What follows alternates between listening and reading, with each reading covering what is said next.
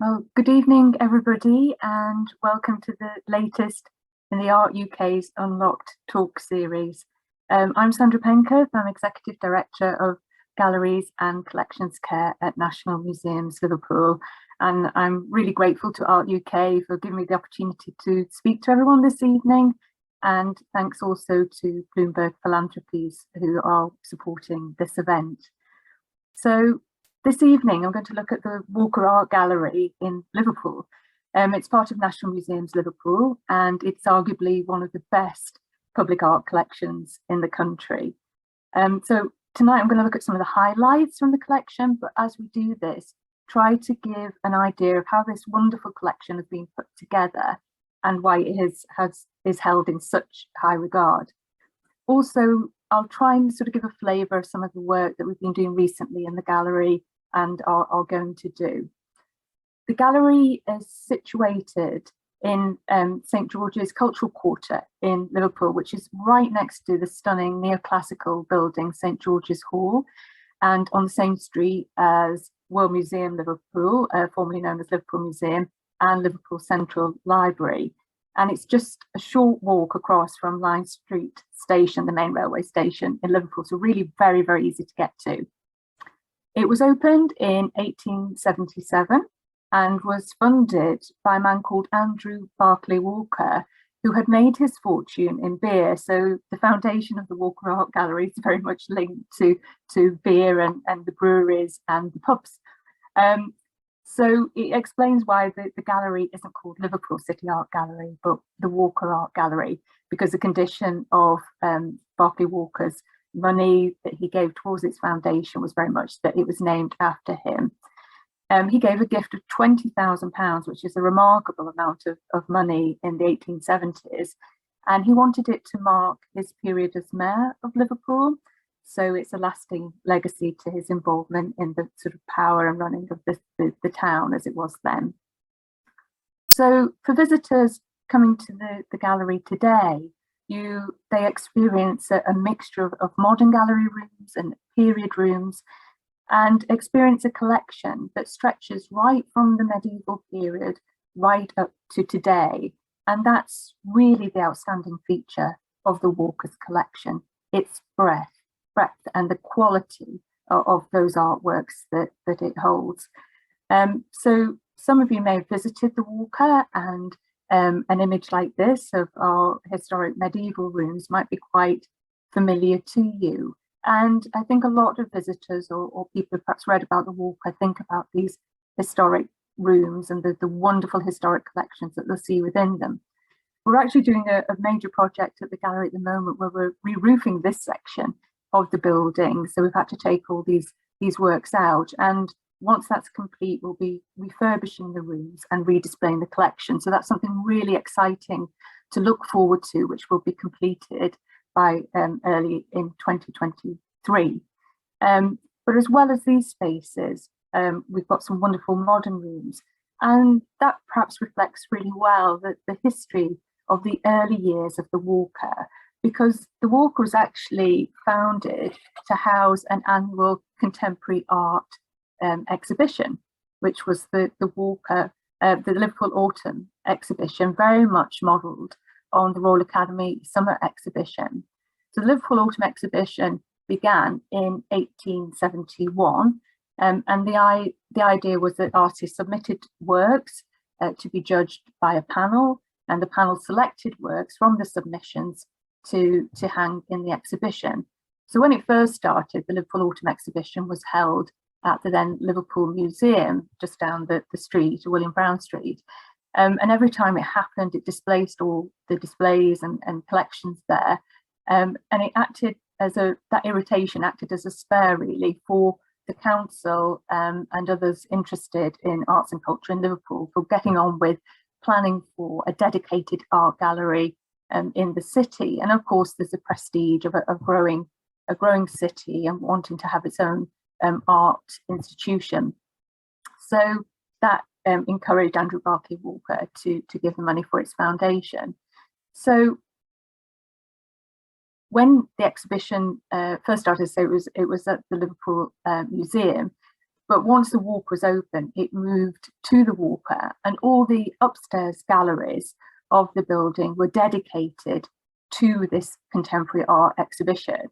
And this image that we're looking at now gives a flavour of what it might have been like to walk into one of those rooms during the exhibition and see these works hanging tightly packed, side by side, frame to frame, floor to ceiling, literally, and just sort of the wealth of subjects that you would see as a visitor. And a very interesting humidification system there in this slide, with this rather grand fountain that used to be in the gallery. It's no longer there.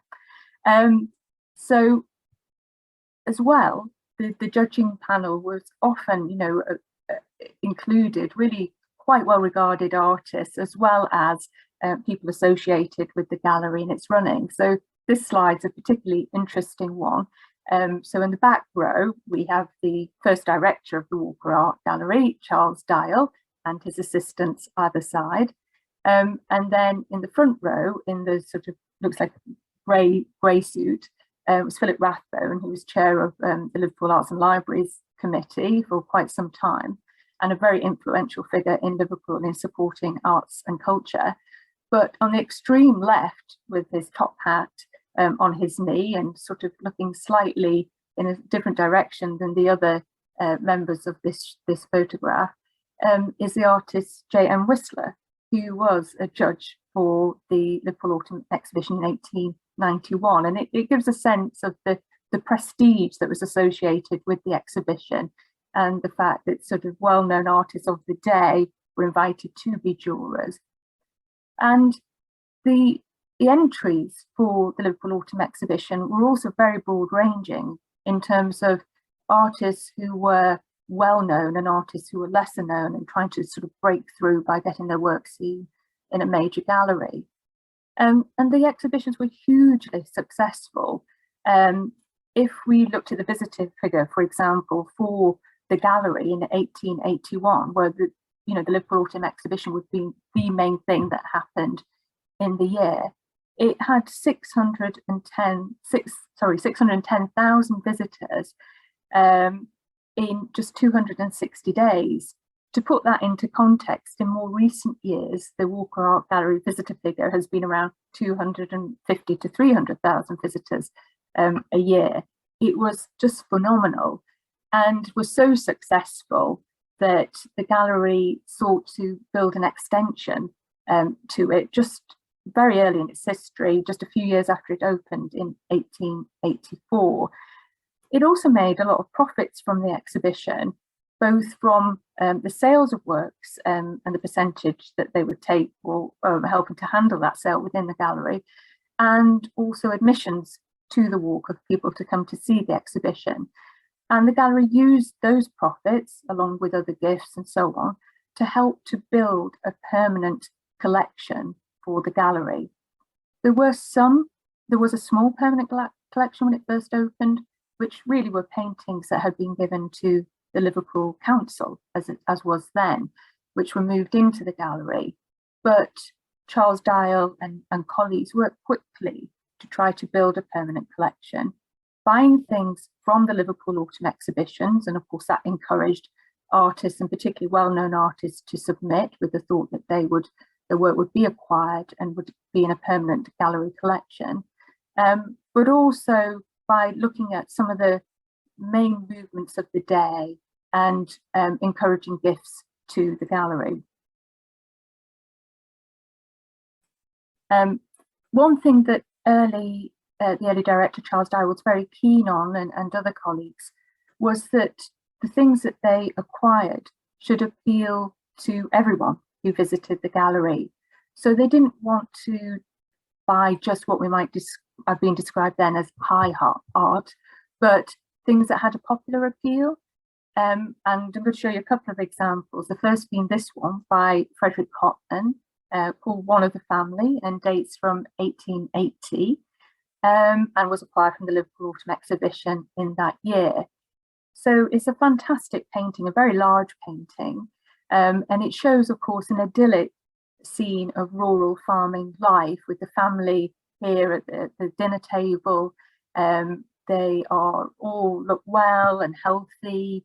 There's plenty of food on the table. It's such a wonderful relationship across these different generations with the grandmother and the father and the family and the children. Even the animals take part in this sort of family life. The rosy cheeks of the children, it all looks joyful and happy. And Cotman's really presenting, as I say, a very idyllic image of rural life in the later 19th century. But of course, in reality, rural life was far from ideal as presented in this picture, and was very much a struggle for many involved in it.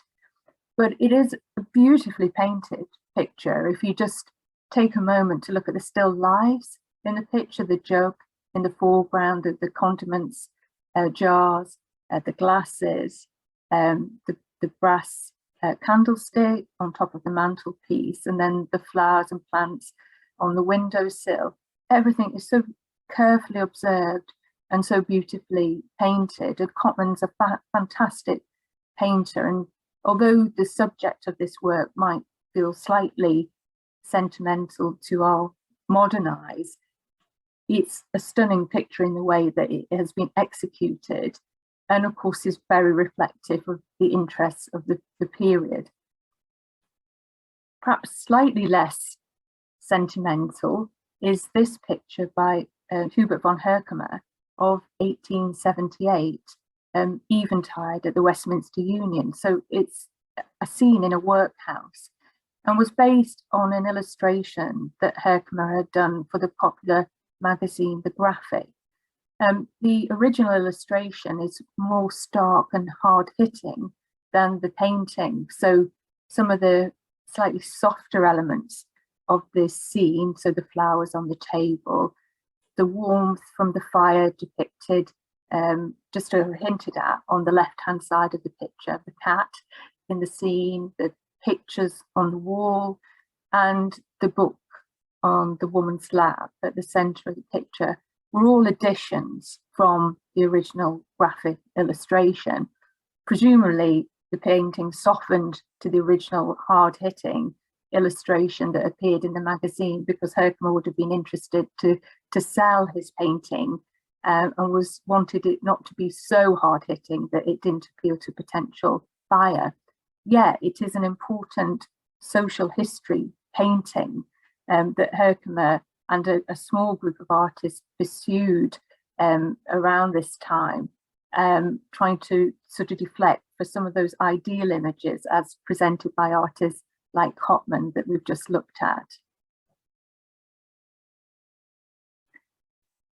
If you had come to the gallery in 1893, you would have, alongside the Victorian works that were started to be purchased and one or two older works that had been given to the council, you would have had the opportunity for the first time to see an amazing collection of early Renaissance and medieval paintings that were lent to the gallery from 1893.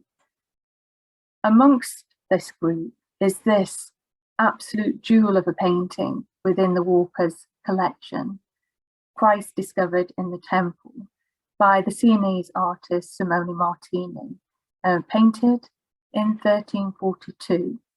And it's actually signed and dated along the bottom of the frame. Simone of Siena painted me in 1342, an early example of a work being signed and dated. It's probably one of the most iconic images in the Walker's collection, and one much loved by visitors to the gallery and remembered by visitors to the gallery. Simone Martini's painting in a typical international Gothic style. So we've got this gold background and this decorative arch, and he's painted the surface of that gold background in parts along the frame at the corners with the seraphim, with some decoration, and he's embossed the gold as well to create these halos, each with its own distinctive pattern, and painted gold around the edge of the drapery of the figures. But with the figures, he's attempted to create much more realistic figures and to reflect the human drama of this story. So the narrative that he's describing in this image is the episode in the Bible where, in St. Luke's Gospel, where Joseph, Mary and Jesus visited Jerusalem along with relatives for the Feast of Passover, and Jesus went missing, and they looked for him for several days and then eventually found him in the temple in Jerusalem, listening and discussing the law with the teachers there. And of course, as any parents would do, they chastised him and told him how upset they'd been and they couldn't find him. And he responded by saying, well, you knew that I would be doing my father's work. So what Simone Martini has really tried to get across in this image, and remarkable for this early date, is that sense of emotion and humanism. And it's so interesting talking about this picture with people today, whether that be young people as part of a school group or adults. All can normally appreciate and empathize with the situation that's being shown in this picture, and that sort of human element. The poses, the gestures, the expressions are all ones that perhaps we would recognize today with a young person being chastised, and the real sort of defiance in light of that. Now, this work, along with others, was collected by a very interesting character, William Roscoe. Roscoe was a complex and an interesting figure, as I say, very important in the early history of arts and culture in Liverpool. And Roscoe, he was a lawyer, he was a radical politician, he campaigned against the slave trade, but equally had family members who were involved in the slave trade and associated with other businessmen who were in the slave trade. He was a botanist, he was a writer, he wrote a biography of Lorenzo de' Medici, the great patron of Renaissance Florence. And he felt very much that this growing town of Liverpool, it was growing so fast in terms of its wealth and business, should try to think about supporting arts and culture. For him, patronage was really important. And he used that model of Lorenzo de' Medici and Renaissance Florence to inspire his contemporaries to put money into arts and culture. And so that legacy remains within the city today and exemplified by this collection. We've tried in the history of the Walker to add to that amazing collection that Roscoe put together. And this is a really good example of that. This is a picture by the Northern European artist, Hugues van Cleef, who worked in Antwerp, dated around 1520. And Van Cleef was one of those artists who tried to popularize the Italianate style in Northern Europe. We can perhaps see this most obviously in this picture with the rather Leonardo da Vinci-like angels' heads and the soft curls of their hair. But it's a flamboyant picture in many respects. It shows Mary with the Christ child accompanied by angels. But really, this picture is all about texture and detail. It's a still life, it's a landscape painting. It's an artist really showing off their skill with oil paint. So whereas with the Martini, we've got the wonderful effect, the jewel-like effect of egg tempera on panel. So, colour mixed with egg yolk or egg white and laid on a panel. Here we've got the artist building up fine glazes of oil paint to create these wonderful textures and detail. Everything from the carpet beneath the figures, the fur-lined cloak of Mary, the veil, the drapery of all the angels, the glass and the knife that sit on the table. We really appreciate and understand what those textures are through this highly accomplished use of oil paint. And then in the background, we've got this stunning early landscape. which includes incredible detail, like a man on horseback. I know you won't necessarily be able to see that on the slide, but that's at the left-hand side in front of the building in the background. And then on the right-hand side, you'll see fields, and you'll see what looks like a patch of white and a little dark blob at the side of it. And that's actually a woman laying out sheets in the field to be dried and bleached in the sunlight. So there were great observations of contemporary life in this painting as well. So if we think about the collection at the Walker in this early history, what you would have come in and you would have seen predominantly would have been Victorian paintings, and then the Roscoe collection and one or two other earlier pieces. And the permanent collection as it was building was very much about Victorian painting. There were some slightly more avant-garde movements represented, like the Newlyn school, but really there was, the preponderance was Victorian painting. And there began to be a sort of sense of dissatisfaction with that approach to the permanent collection, particularly as the Liverpool autumn exhibitions, which continued right up until the Second World War, reduced in their popularity and, just weren't bringing in people and visitors, nor indeed bringing in the income that the gallery had been used to in the later 19th century. And so from the 1930s onwards, there's a real shift in terms of collecting for the Walker, with a focus on historic British art from the 1930s, and then from the 1950s into international examples of art. And that real shift is one of the reasons, again, that the collection of the Walker is so very strong and so broad in its breadth. The sense of, that almost the history of art in a single venue. So the slide we're looking at now is a wonderful painting by Rembrandt, a self-portrait from around 1630, when Rembrandt was 24 years of age.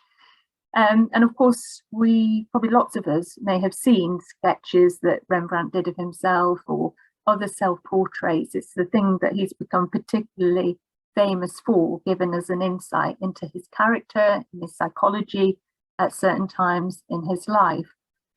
But of course, for him as well, here as a young artist, it was a really good way of letting people know what he could do, the types of portrait he could paint for you if you commissioned him to paint a portrait.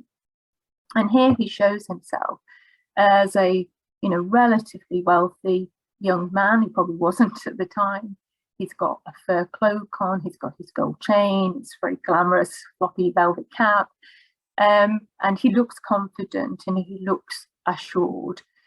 So he's there's a bit of sort of propaganda going on with this work as well. He's, of course, always interested in the effects of light and dark in his paintings. And interestingly, he uses that and explores that even in this self-portrait, where traditionally we would expect to see all the face perfectly lit and perfectly visible. But what he's done is keep part of his face, his eyes, particularly in shadow. So we sort of have to work at it a bit to understand his expression and to think about him and what he's thinking and so on. But a really fantastic self-portrait, and another work that's become quite iconic within the collection.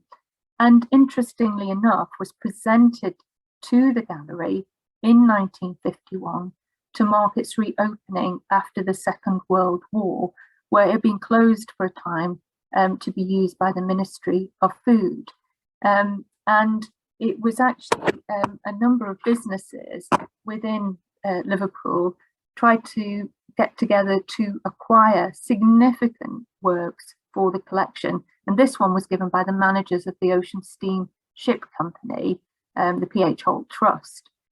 And a very important work that had also been in the Royal Collection from 1633 and then sold after the execution of Charles I. So it's an early example from the Royal Collection as well. An example of that historic British art that was collected and we continue to try to collect today is this work by Joseph Wright of Darby, an amazing portrait of the character Richard Gildart when he was 95 years of age, incredible for the time. Gildart was a very powerful figure in Liverpool. He owned slave ships. He owned at least 3 ships. He kidnapped and enforced people and transported them to the West Indies, to North America, to be used as slave labor on plantations, and then transported commodities such as tobacco and sugar and so on back to Liverpool. He was MP for a considerable time in the city. He was mayor 3 times, and as a subject and an individual, it exemplifies just how the economy of Liverpool developed, linked to the transatlantic slave trade in the 18th century, and just how powerful those who were associated with it were in the city. We have been doing a research project over the past couple of years looking at works in the collection that have links to the transatlantic slave trade, either through their subject, the sitters, their owners, or how they've been acquired for the gallery.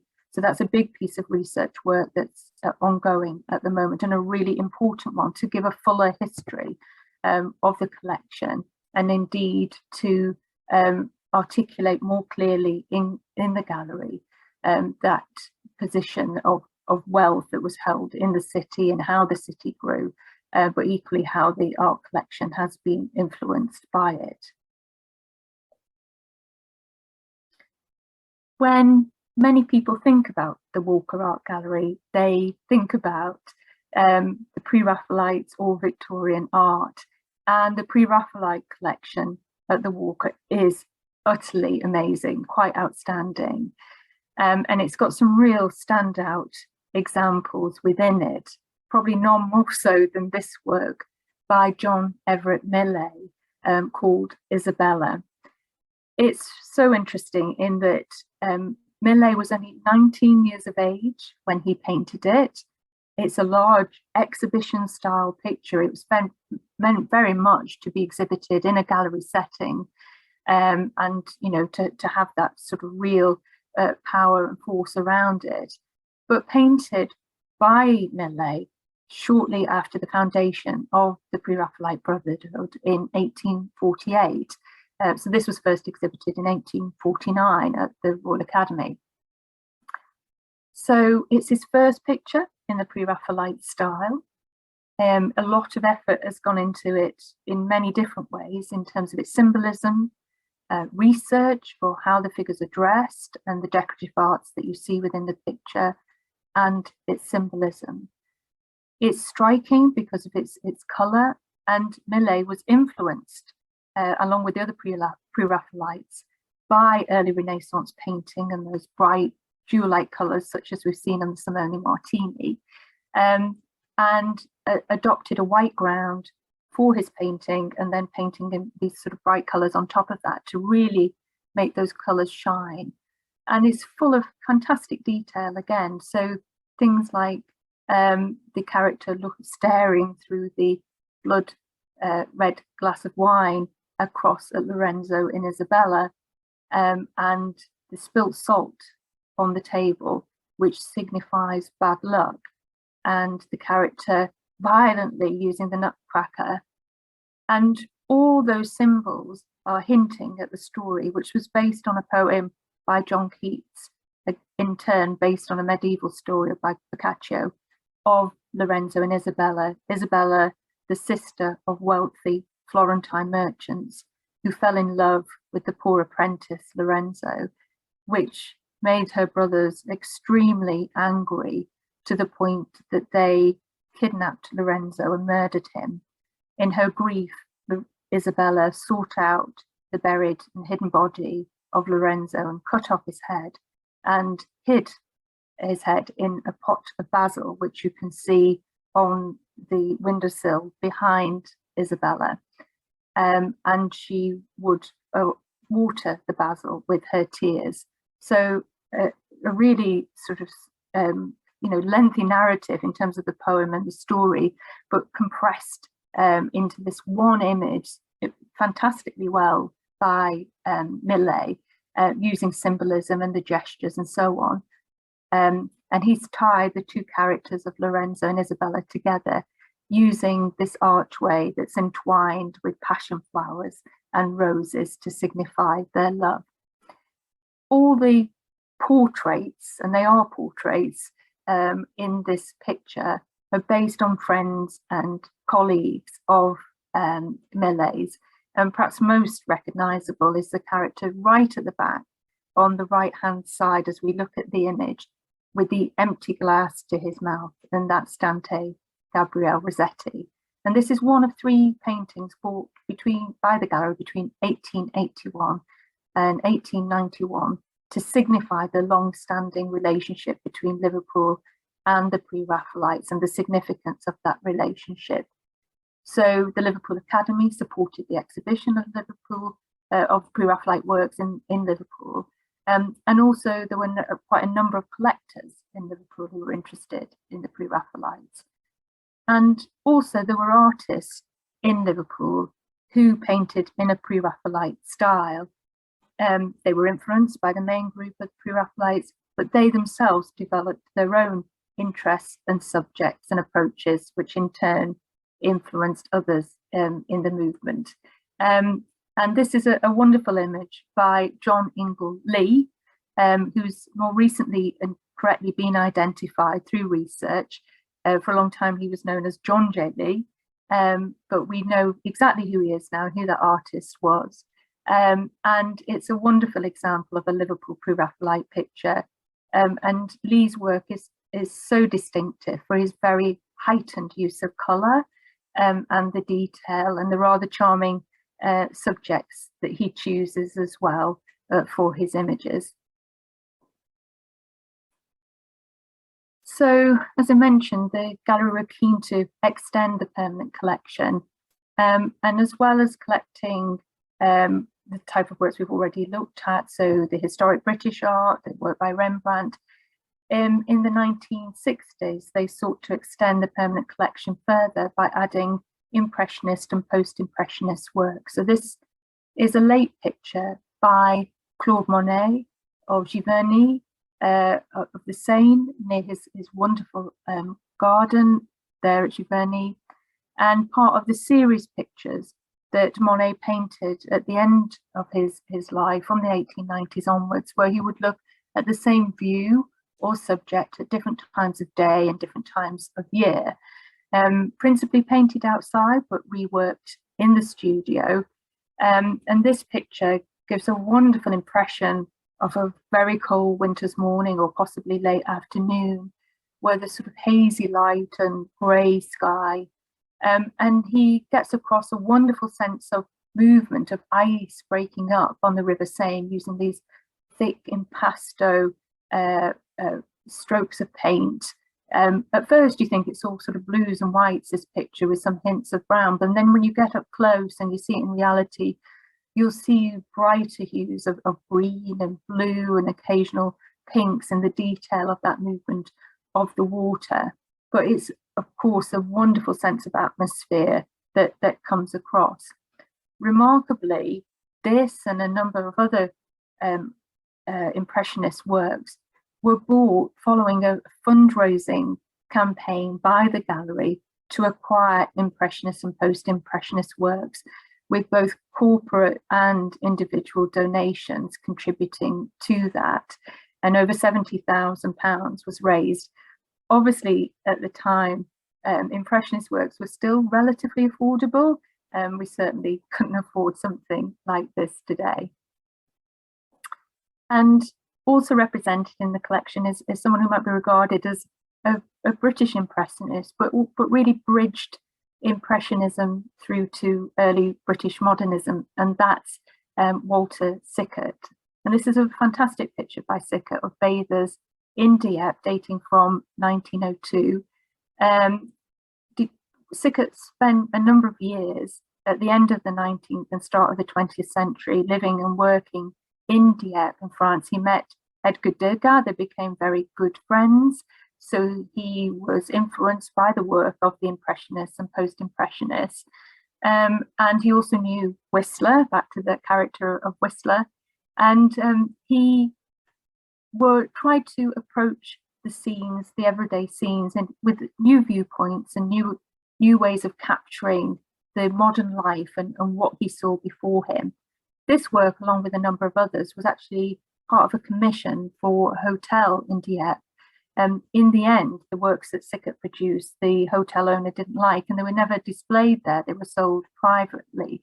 And this work was bought by the galleries in 1935 when Sickert was still alive. So it was supporting Sickert as a living artist when it bought this work. But wonderful viewpoint of a beach, and quite unusual. All the focus is on the sea and the bathers, no beach, no sky. So a really unusual viewpoint, and probably very much influenced by Degas. But Sickert has got his own take on modern life here, and used photography to help him think about this unusual viewpoint. And you've got this lovely repetition of the swimmers with the striped bathing suits walking. It's almost each pose is a replication of the other, but with their different coloured bathing suits. And this work, along with many other wonderful works by Sickert, are on show at the Walker at the moment as part of our latest exhibition, Sickert, A Life in Art, which has a large number of works, paintings and drawings in it. Has had wonderful reviews in the press. So I do urge you to come and see it if you have the opportunity. Also shown in that exhibition is this work by Therese Lazar, who was an accomplished artist at the start of and well-regarded artist at the start of the 20th century. She married Sickert in 1926, having first met him in 1910, and her work was often described as being influenced by Sickert, and her work recognized because of her relationship with him. But she was actually a very well-known artist before she ever met him, and well-regarded. And it's one of a number of works, historic works by British women artists and international women artists, that is in the Walker's collection.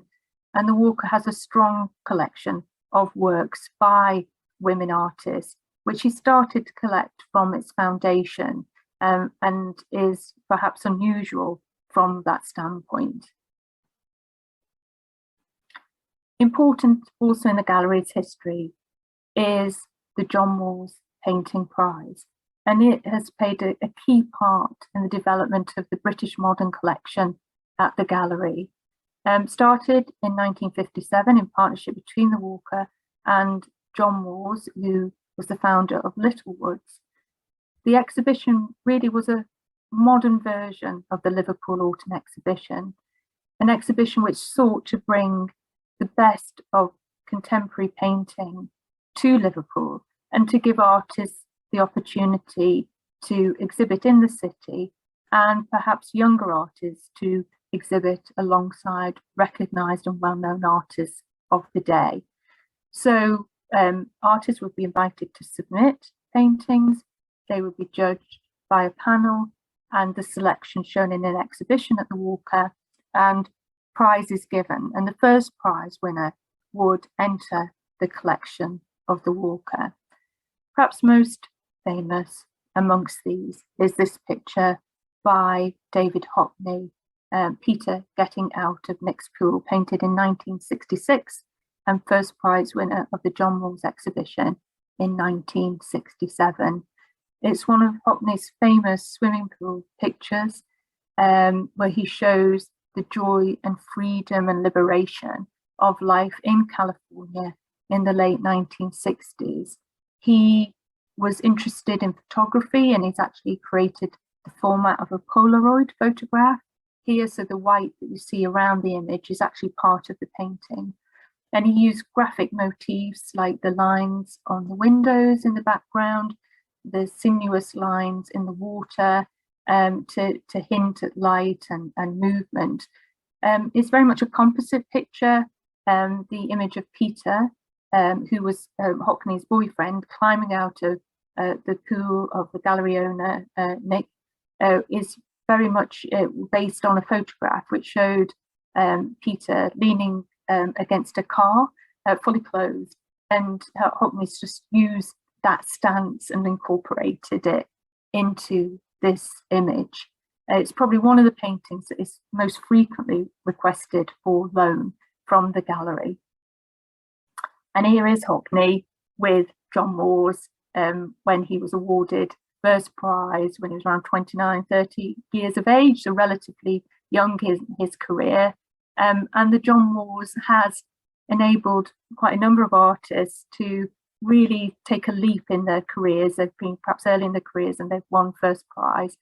But we've also had a number of artists who are at the other end of the spectrum, who've been painting for quite some time and perhaps receiving recognition later in their career. And most recently, the best example of that is Rose Wiley, who won the John Moores Painting Prize in 2014 for her wonderful picture, PV Windows and Floorboards, which shows a scene at a private view that Rose attended, with friends of hers attended.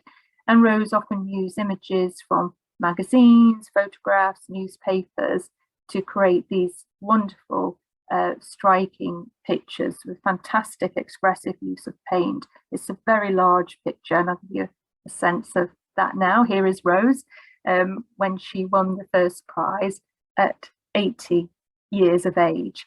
And I think that's a wonderful thing about the John Moores, that it's open to anyone to enter, and it reflects the different styles of painting in the UK today, but also gives artists of many ages an opportunity to win first prize and enter the permanent collection of the Walker Art Gallery. So I hope that's given you an insight into some of the strands of collecting of the Walker in its history and some of the highlights of the collection. Really challenging to talk about its highlights because there are so many and so many absolutely wonderful paintings in the collection. But I hope, as I say, that has given you an insight into the collection and an opportunity to see how the contemporary art and the modern art sits alongside those historic examples as well. It's always been interesting to talk to visitors and artists who have visited the gallery, perhaps over many years. Many have stories of how its collection has influenced them and brought joy or respite perhaps at times to their lives. And for me, as someone who's been director of the Walker, perhaps one of the most memorable occasions of that is getting a letter from a woman who was very elderly at the time, this is about 3 or 4 years ago, who described visiting the gallery just before the Second World War, and described the fact that she was from a very poor family, but she and friends would run to the gallery after school and in the holidays, and they saw it as a safe haven, as somewhere they'd love to go and look at the paintings, that they were really well looked after by the staff and cared for, and that gave her a lifelong love of art. And I think we couldn't ask for anything more from the collection, and we bear those sorts of comments in mind today when we're building the collection and adding to it. So thank you. I hope that's giving you a good insight into the gallery. So could I thank all of you this evening for attending the talk. It's been wonderful to have this opportunity to talk about the collection. And can I thank Art UK again for giving me the opportunity to talk about the Walker today. So thank you everyone and have a wonderful rest of the evening.